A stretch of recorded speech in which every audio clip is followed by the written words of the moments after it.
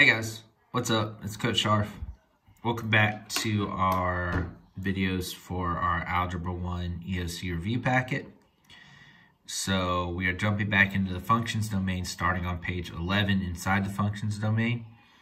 And again, I'm kind of in my last stretch of making videos here. I did fall a little bit behind, so I'm going to go till I think the video is a good length. Again, I don't want y'all to have to sit through a 40-something minute video. So get at least 2 pages done on this one, and we got, I believe, 13 more to do. So there's 27 pages on the functions packet. Again, y'all don't have to do the last 4, so let's just jump into where we are. Look at the graph. Which equation represents this graph? Again, we looked at exponential function sum. It's been a while. Honestly, my best strategy for a situation like this would normally be to look for your y-intercept, right? If we look, it is there at about 2.5, right? So even looking at all these again, think about, still want to try to think about this kind of on in as the y-intercept. None of them are 2.5, right? The problem is being an exponential function, even if this was just x by itself, right? So this was 2 to the x plus 2. If x was 0, 2 to the 0 power is still 1. So if x was 0, it would give me 1 plus 2 is 3. My y-intercept would actually be 3. So the y-intercept's a little harder to work with. But what we can do is we could try to find as many points on this table as we can, or on the graph as we can, to make a table and see which equation those fit. So if we look, we had 0, 2.5. All right, we got 1, 3. We've got 2, 4. Okay. We've got 3, 4, 5, 10. Okay. So we've got 0, 2.5, we've got 1, 3, we've got 2, 4, and we've got 3, 10. Okay? So I made a little table, right? That's actually my mistake. That's it's 410. My mistake. Can't count. 410. All right? So we have to see which of these functions we can plug all these points in, right? So if we start with function A, okay? If I plug in x is 0, that's going to give me 2 to the 0 plus 1 power, which is just going to be 2 to the first minus 2, right? 2 to the first is 2, so it gives me 2 minus 2, which is 0. So I should have 0, 0, not 0, 2.5, so it's not the first function, okay? Let's look at function B. Let's plug in 0 again, okay? So 0 minus 1 is going to give me 2 to the negative 1 power plus 2, okay? So if we remember about the negative functions, right, we have to turn it into 1 over 2 to the first. You put it in the denominator, right? So that gives us 1/2. So we really have 1/2 plus 2 is 2.5, or 2.5, which is what we had, right? So let's try another point. Let's try 1, 3, okay? We plug in 1.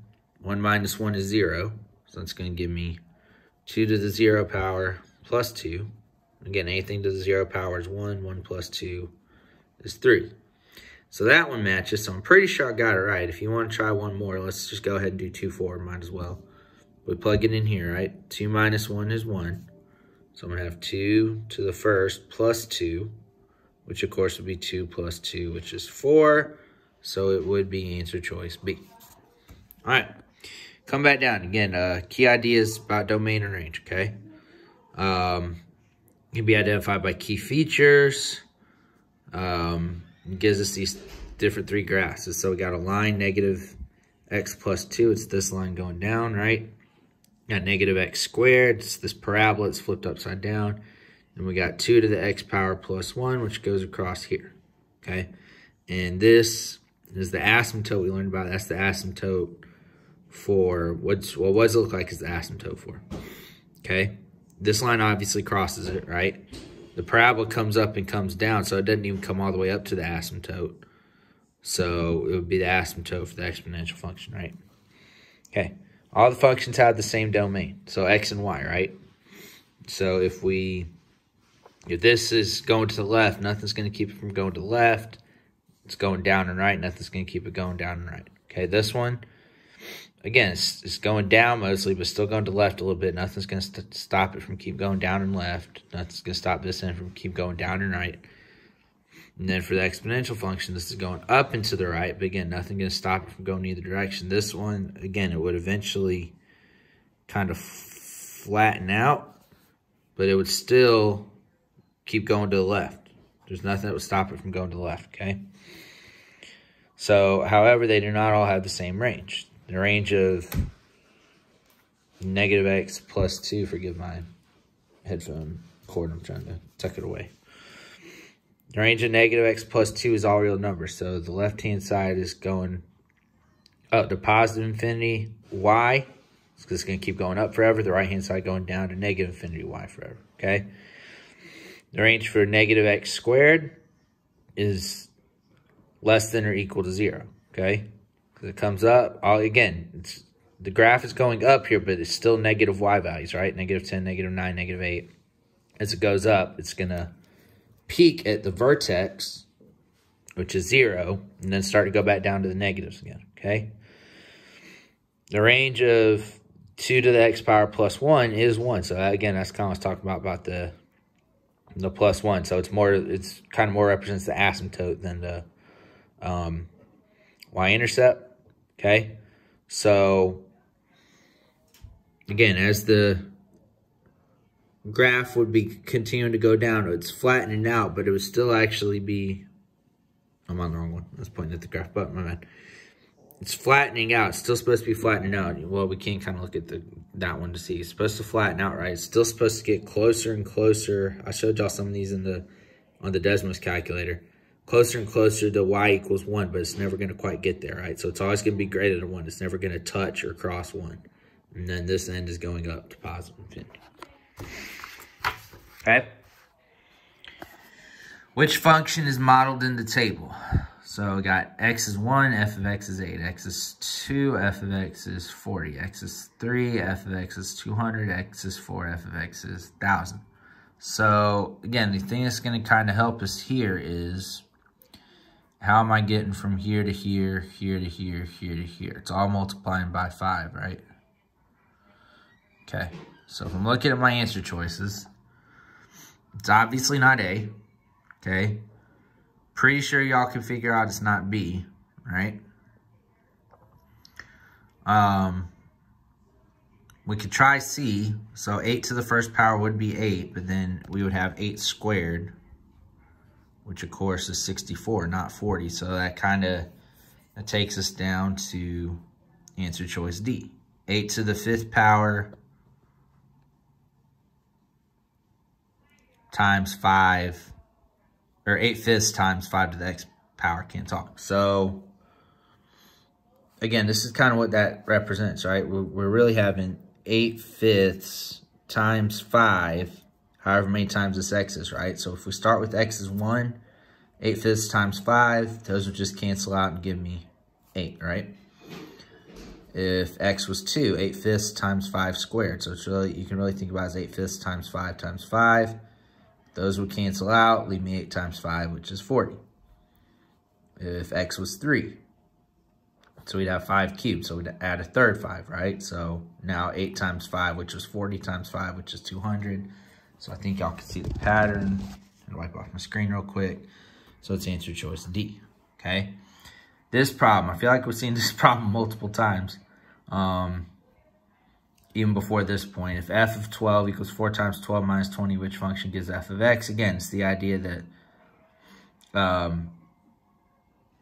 is saying the function of x. So whatever we put in parentheses goes into the equation. So we plugged in 12, which goes in here.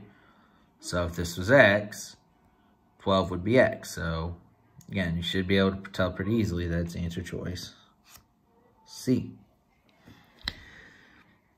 A sample of 1,000 bacteria becomes infected with a virus. Each day, 1/4 of the bacteria sample dies due to the virus. A biologist is studying bacteria models in the population of bacteria with the function P of t equals 1,000 times 0.75 to the t power, where t is the time in days.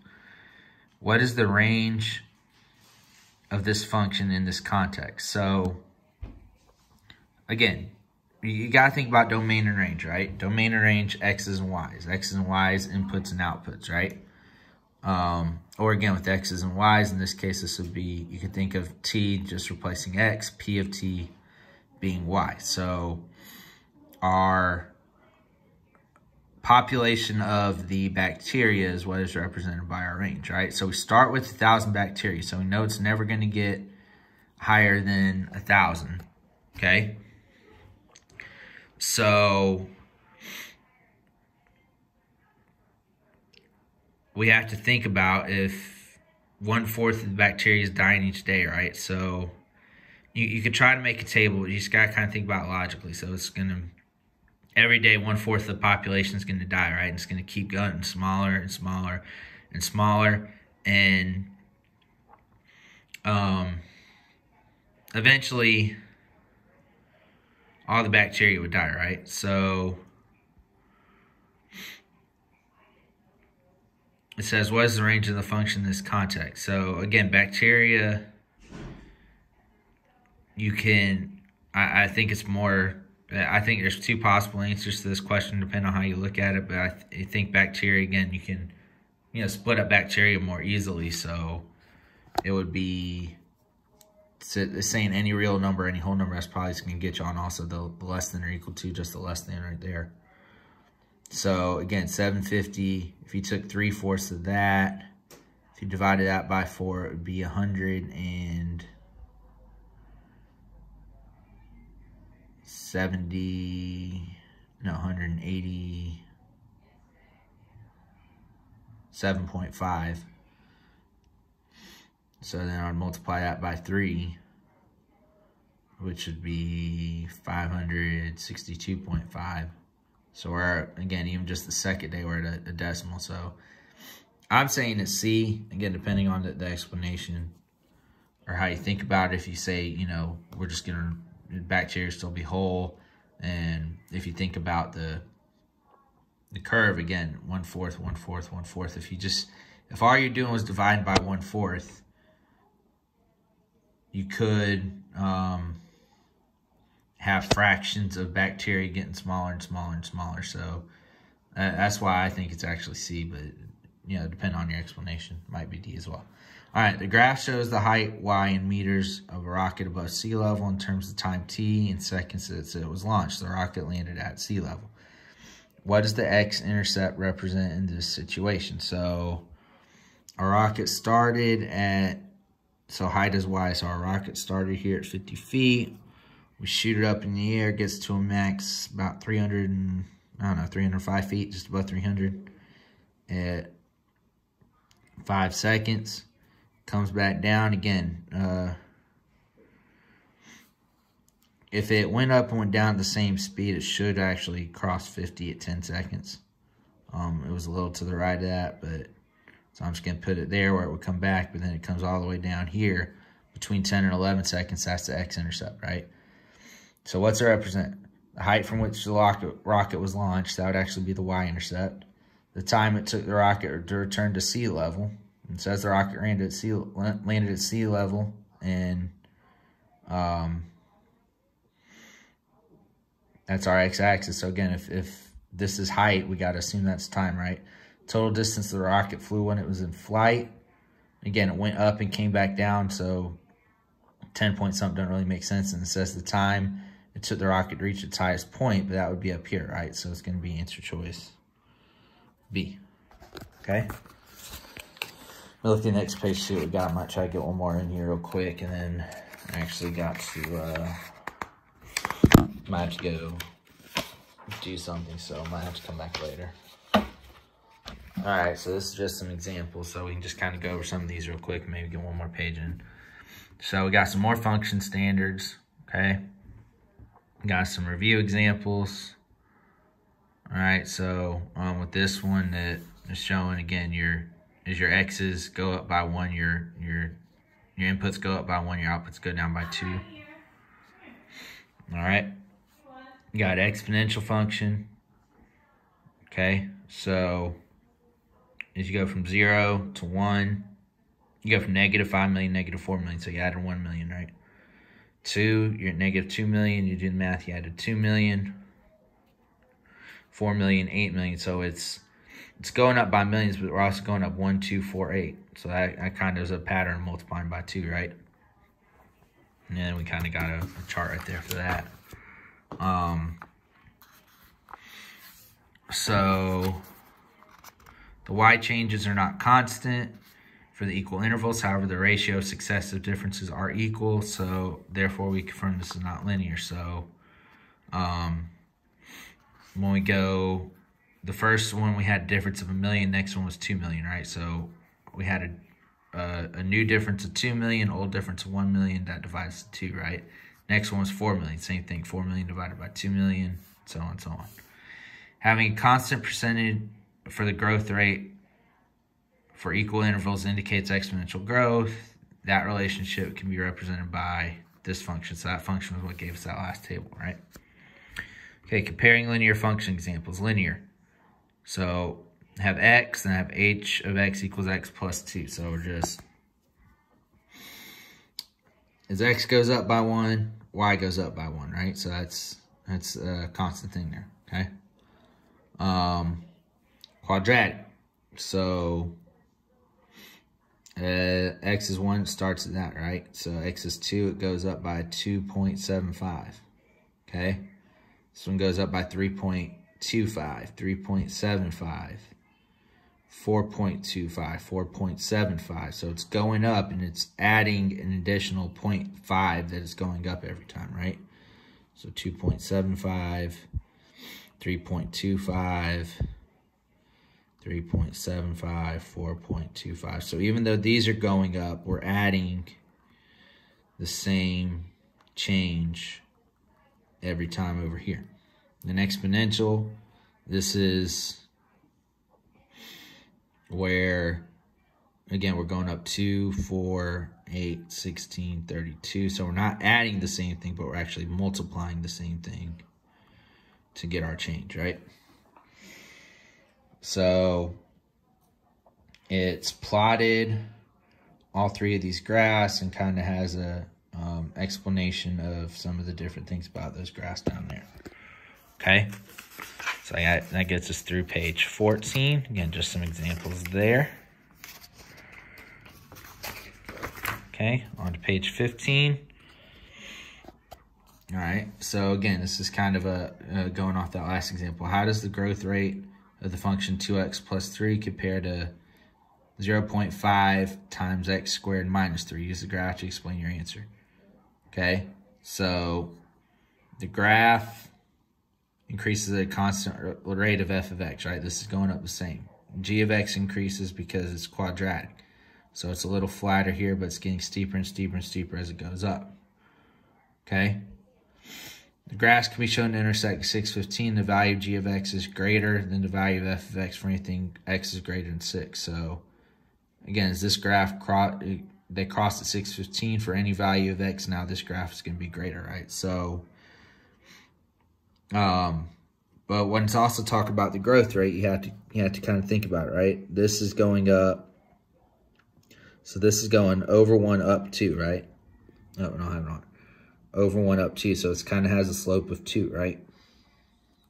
If we look down here, okay, again, even this is kind of going up more constant, so we're going to go over 2 up 4, so you guys, it's a rate of change, again, something we didn't talk about a lot. So if we made a straight line between these instead of having a little curve, it'd be a little similar here, right? But even right here, it looks, since it's not as wide a space, it looks more like a straighter line. this looks steeper than this little section above it, right? So even though this is still, we're still getting a higher y value up here than for down here, kind of after this point, this is growing faster. And soon we see that it crosses and then keeps going, it's definitely going to grow faster than that line there. Okay? Parameters example. Parameters may be expressed as letters when a relationship is generalized. They are not variables. Parameter is a constant term. Generally affects the intercepts of a function. So again, being the y-intercept out here, right? The parameter is a coefficient. In general, affect the rate of change. So again, that's kind of, you know, that's the slope here, or how, you know, how steep this is going up even there. All right. So here, my coefficient is, so x is my input, y is my output, right? So 3 is my coefficient on x, 5 is my constant. Here, again, as f of x, if y'all don't know, this is the function to turn Celsius degrees into Fahrenheit degrees. So again, if you cross that out, replace it with y, x is my input, so that's my coefficient. This is my constant. Still looks like slope-intercept form, right? Even down here, this looks like slope-intercept form generalized. This is a little different, okay? So it says v of t. So this is how you got to kind of think about like f of x, right? T is my input. So whatever's in front of t, just like whatever in front of x, is my coefficient. And then VO is my constant, right? Well, why is this VO? Well, again, if it'd be my first term, so V at the beginning before I even had any time. So if my time was 0 and I multiplied that by 0, that would just give me what V is. So that would be my first term if t was 0, because 0 times a would cancel out, leaving me that. Okay, so a little bit into page 15 right there. Still got that last one at the bottom, but that's where I'm going to stop right now. We'll pick back up there with the next video.